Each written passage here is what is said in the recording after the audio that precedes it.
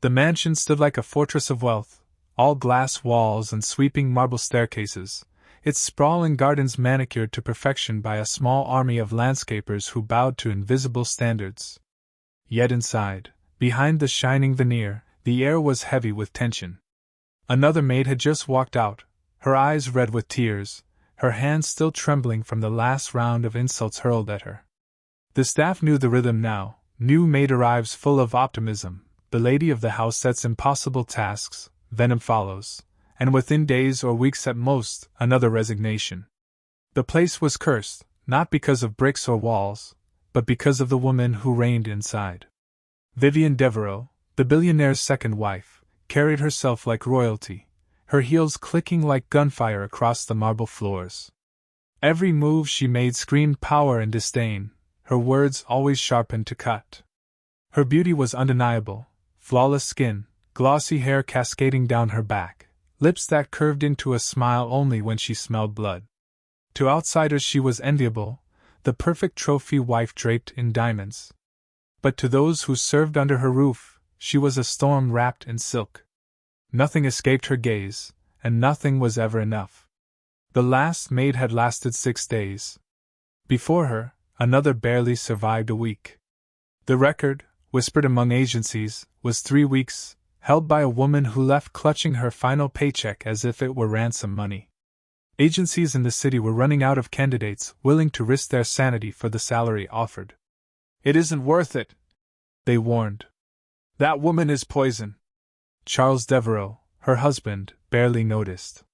He lived in meetings, boardrooms, private jets. To him, the mansion was a stage set, polished and perfect, a symbol to impress investors and rivals. He was rarely home long enough to hear the sharp tones of his wife, or if he did, he brushed it off. "Vivienne just has high standards," he told himself, though his staff knew it was more than that. The incident that broke the last maid replayed like a rumor through the halls. A crystal glass, smudged with a faint fingerprint, was placed on the dining table. Vivienne's voice had risen like a whip. "Do you call this clean? Do you think this is how one presents in my house?" She slammed the glass down so hard it rang across the room. "Get out! Get out before I lose my temper further!" The maid fled, humiliated, the echo of laughter chasing her down the corridor. Now, the house was quiet, too quiet. The staff tiptoed, the air bracing for the next explosion. The agencies whispered, "No more." It seemed no one else would dare to take the job. Until one morning, a taxi slowed at the gates. Out stepped a woman who did not look like the others who had come before. She was tall, broad-shouldered, her uniform simple but pressed with care. She carried no designer bag, no flustered expression. Just a small, sturdy suitcase and a gaze steady as stone. Her name was Clara Johnson. The guard at the gate frowned as he checked the paperwork. "You're here for the maid's post?" His voice carried disbelief. "Yes," Clara said simply. Her tone carried neither arrogance nor fear, just certainty. "You know the reputation of this place, right?" He tilted his head, lowering his voice. "No one lasts here. Not a single one." Clara met his eyes and gave the faintest hint of a smile. "I intend to stay." The guard shook his head, muttering under his breath, but he opened the gate. Inside, the staff exchanged nervous glances when Clara appeared. They had seen too many hopefuls before, too many girls who thought they could handle it. They whispered to each other as Clara walked past, her posture straight, her steps unhurried. There was something different about her, but no one dared say it aloud. When Vivienne saw her, she arched an eyebrow. "Another one? They still send me replacements?" She let out a cruel laugh, swirling wine in her glass though it was not yet noon. "Fine. Let's see how long this one lasts." Her eyes swept over Clara, taking in the dark skin, the calm expression, the way she stood without shrinking. Vivienne smirked. "Do you even know what you're walking into? You think cleaning a few rooms and carrying trays is enough for this house?" Clara inclined her head slightly, not bowing, not cowering, just acknowledging. "I know how to serve with respect and diligence, ma'am. That's why I'm here." The tone, polite but steady, caught Vivienne off guard for a fleeting moment. Then her smirk sharpened again. We'll see. She turned, her heels clicking against the marble as she strode away. The house seemed to hold its breath. The other staff waited for the first test, for the inevitable snap of Vivian's temper. They had seen this play out too many times. But as Clara moved through the halls, unpacking her things in the modest servant quarters, her hands steady, her face calm, something in the air shifted. That evening, Vivian summoned her. In this house, she said, her voice sweet with poison, every detail matters. One mistake, and you're out. I don't tolerate weakness. Clara met her gaze with quiet strength. I don't intend to be weak, ma'am. Vivian narrowed her eyes. She had heard promises before, from countless women who had walked into this house and walked out broken. But there was something unnerving about this one, something unshaken. The staff exchanged whispers again once Clara left the room. She'll be gone in a day, one muttered. 2 if she's lucky. Yet when Clara returned to her quarters, she unpacked slowly, methodically. She lined her modest belongings on the shelf, folded her spare uniform with care, and sat on the edge of the bed with a look of quiet resolve. She was not here to try. She was here to endure. In the grand silence of the mansion, with its chandeliers glowing coldly above and its marble floors gleaming like ice, the stage was set. Vivian had found her next target. But this time, the maid who stood before her did not look like prey. The storm was waiting. And Clara, calm as stone, did not flinch. The first real strike came at dawn. Clara had barely stepped into the kitchen when the orders began pouring in, handwritten, double-paged lists stuck to the fridge, oven, and even the pantry door. Vivian's handwriting was cruelly elegant, the kind that danced but always left a bruise. Breakfast for 6. Fresh croissants. No store-bought garbage. Eggs exactly soft-boiled, runny centers, no gray rings. Orange juice must be hand-squeezed. Dishes spotless. Dining room table aligned to the exact inch. And do wipe the flowers. I despise dust on petals. Most would have frozen. Some had cried. But Clara didn't flinch. She rolled up her sleeves, tied her apron, and started working. The croissants were in the oven, hand-folded, brushed with butter. Oranges rolled under her palm as she pressed them through the juicer one by one. She boiled eggs to perfection, setting a timer, watching like a hawk. Everything was executed with the precision of someone who had done this many times, under worse pressure than a rich woman's paper tyranny. By 7 a.m., the table looked like something from a hotel brochure. Plates warm, glasses chilled, napkins folded with crisp corners. Clara stood back, took one breath, and stepped aside as the guests arrived. Vivian glided in last. She took her seat slowly, letting her silence fill the room. She observed every detail with a predator's focus. Everyone else smiled and ate. She didn't. Not yet. Instead, she ran one slender finger along the edge of her fork, checking for flaws. Croissants are flaky, she said after a bite. Though the butter could be imported. This is local, isn't it? Clara nodded. Yes, ma'am. Local, fresh this morning. Vivian gave a sigh that dripped with dissatisfaction. Of course. Fresh and cheap. How quaint. Charles looked up briefly from his newspaper but said nothing. The guests, other socialites, a designer, and one minor celebrity, exchanged polite chuckles. No one dared question Vivian's venom. You'll need to improve, she said coldly, sipping juice. You won't get many second chances here. Clara didn't argue. She simply nodded and cleared the plates when everyone finished. She moved with a quiet rhythm, like water bending around rocks, unfazed by insult or frost. Later that day, Vivian called her into the drawing room. The curtains were drawn back, light pouring in as if to highlight every potential flaw. Clean the chandelier, Vivian said. Clara glanced up. The glass behemoth hung 20 feet above, a massive tangle of crystal and dust. No safety ladder in sight. Yes, ma'am, Clara said calmly. She spent the next 2 hours perched on a stepladder, cloth in one hand, spray in the other, carefully wiping each piece. Not once did she complain. She did not ask for help. When she was finished, the chandelier gleamed like it had been dipped in diamonds. Vivian walked in, sipped a glass of white wine, and tilted her head. "You missed one," she said coolly, pointing to a speck Clara had already cleaned twice. Clara climbed back up without a word. The wine glass emptied slowly, the smirk growing on Vivian's lips. She thrived on breaking wills. The next morning, Clara found her entire closet empty. Her uniforms were gone. In their place, a note. "Your attire was inappropriate. You'll wear what I provide." On the bed lay a new uniform, tighter, more revealing, impractical for cleaning. A mockery. A trap. Clara stared at it for a long moment, then put it on. She said nothing. But when she appeared in the hall, she had added an apron from the kitchen, a hairnet, and sturdy gloves. She made the ridiculous look professional. She robbed Vivian of the humiliation she had intended. The next few days blurred into a flurry of tests. Floors scrubbed with toothbrushes. Laundry ironed to impossible standards. Lunch cancelled and recooked because Vivian sensed too much garlic. Clara completed each task without complaint, her face unreadable. But the true breaking point came one evening. A dinner was scheduled with board members of Charles's company. High stakes. Reputation on the line. Clara was tasked with preparing and serving the meal. Vivian, of course, refused to allow a chef. This had to be all Clara.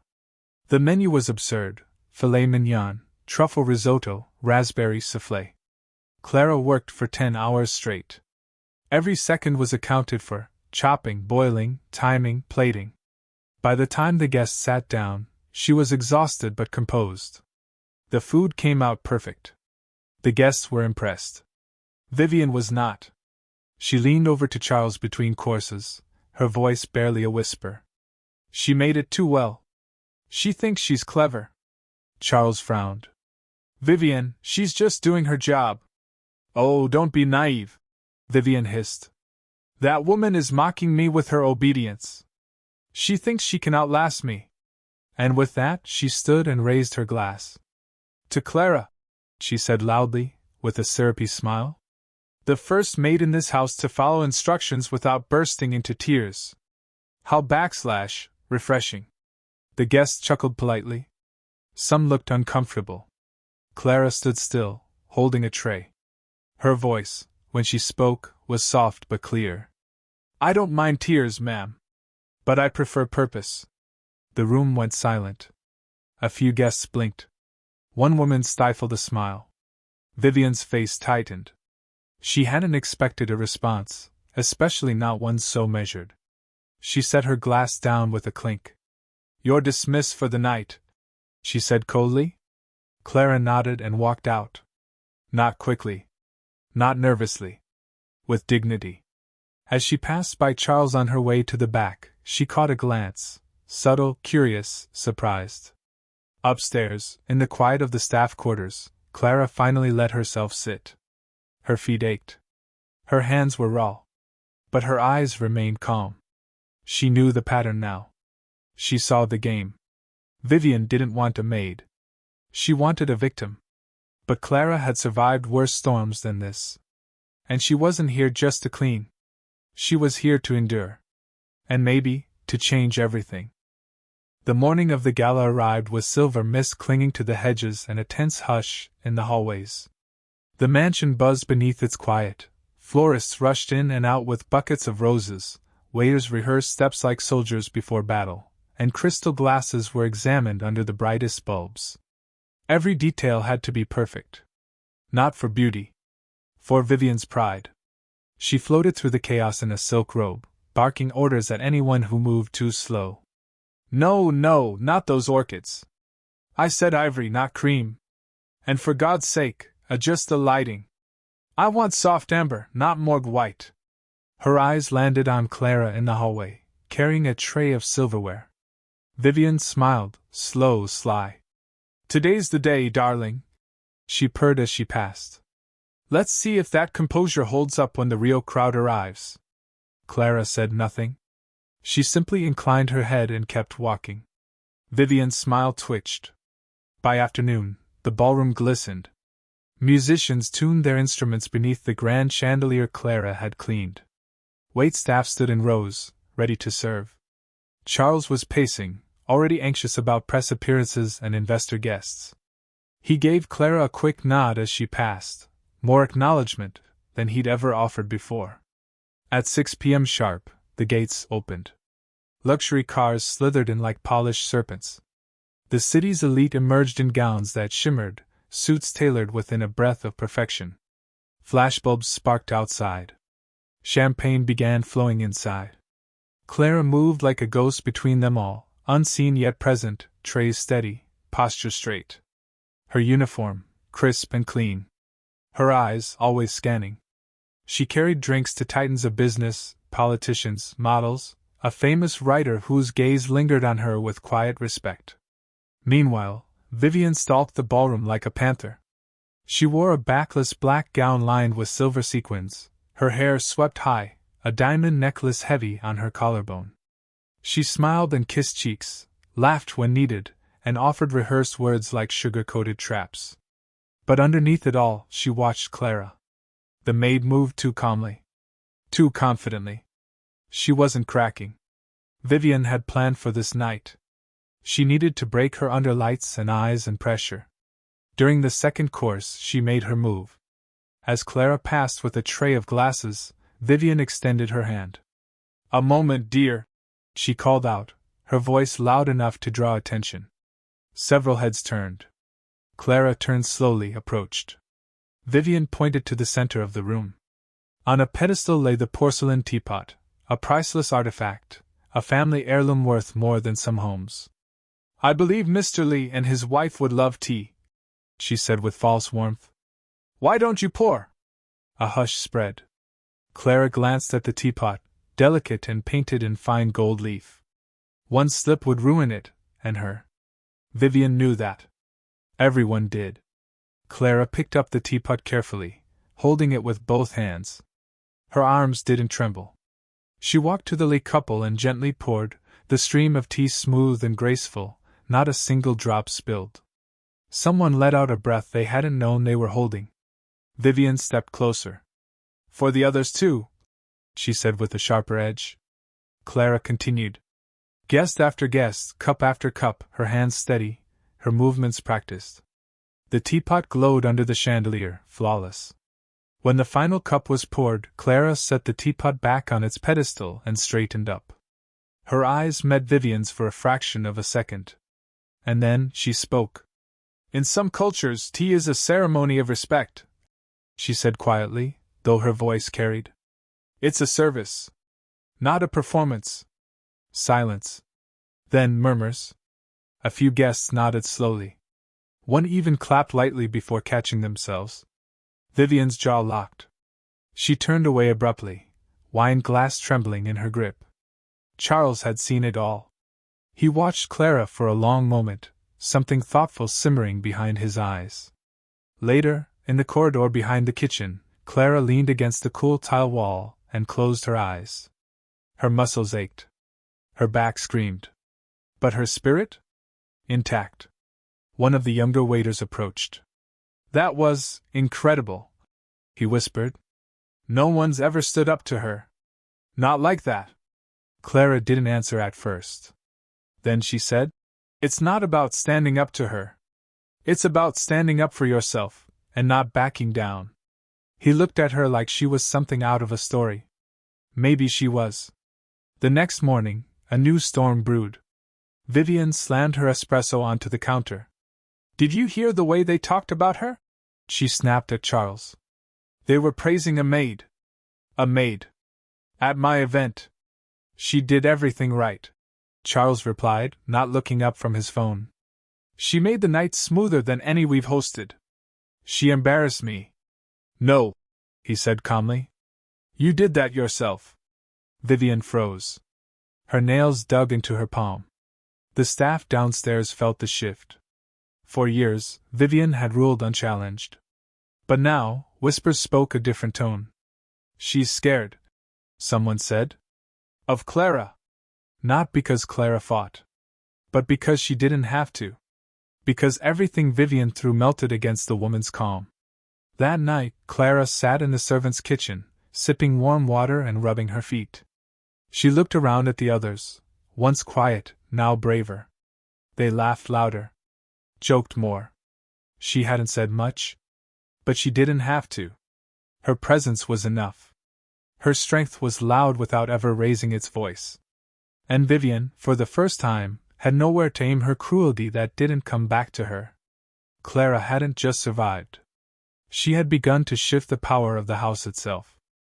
Vivian stormed through the mansion like a wounded animal, her heels stabbing the floors with rage. The gala had been meant to showcase her perfection, her command, her untouchable place at the top of the social chain. Instead, whispers about the maid had overshadowed her. Clara, always that calm, unreadable face, that infuriating poise. Vivian tried to regain control. She doubled the workload.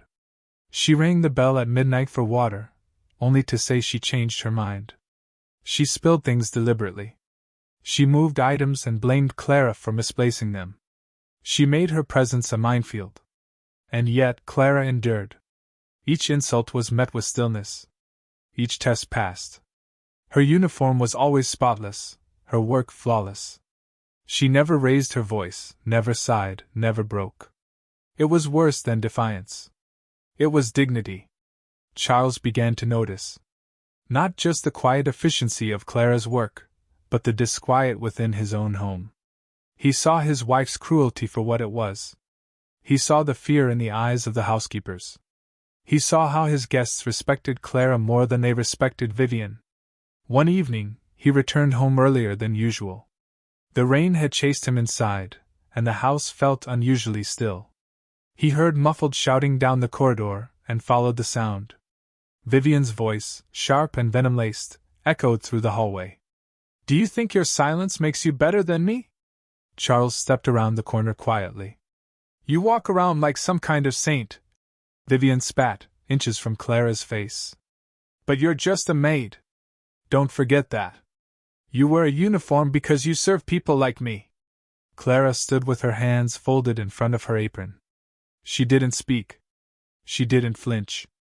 Her eyes simply watched Vivian with a kind of patient sorrow that made Vivian seem smaller. "Answer me!" Vivian screamed. Charles's voice cut through the air like a blade. "That's enough." Vivian spun, startled. "Charles!" He walked past her, slow and deliberate, and turned to Clara. "Are you all right?" She nodded once. "Yes, sir." Vivian's eyes widened. "You're siding with her?" "I'm not siding with anyone," he said, voice tight. "I'm simply asking why my wife finds it necessary to belittle the only person in this house who hasn't walked away. She undermines me. She's manipulative. She's doing her job exceptionally well. And you," he turned, meeting her eyes, "you've turned this house into something bitter. Everyone is afraid of you. That's not strength, Vivian. That's cruelty." Her face trembled. For the first time, Vivian was the one with nothing to say. The next morning, the silence in the mansion was different.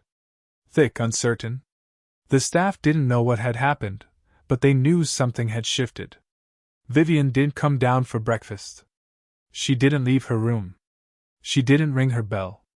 By evening, her suitcases were lined up in the foyer. Charles stood beside them. His tone was calm, but his decision final. "I think it's time we take a break. You'll stay in Manhattan. The house needs peace." Vivian's expression twisted into disbelief. "You're letting her win? This isn't about her," he said. "It's about everything you've done. Every person you've chased out. Every voice you silenced." He paused. "You were more concerned with domination than harmony. That's not what this home was meant to be." Vivian's eyes filled with something unspoken: rage, fear, betrayal. Maybe all three. She left without a word.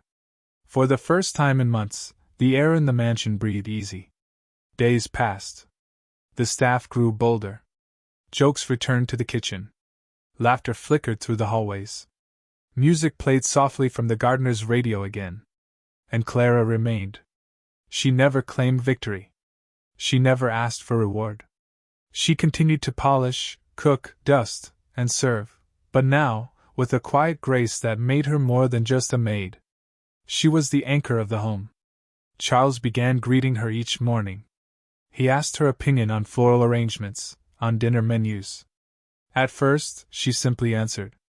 Then, slowly, conversation stretched. He asked where she was from. About her mother. About her favorite meals.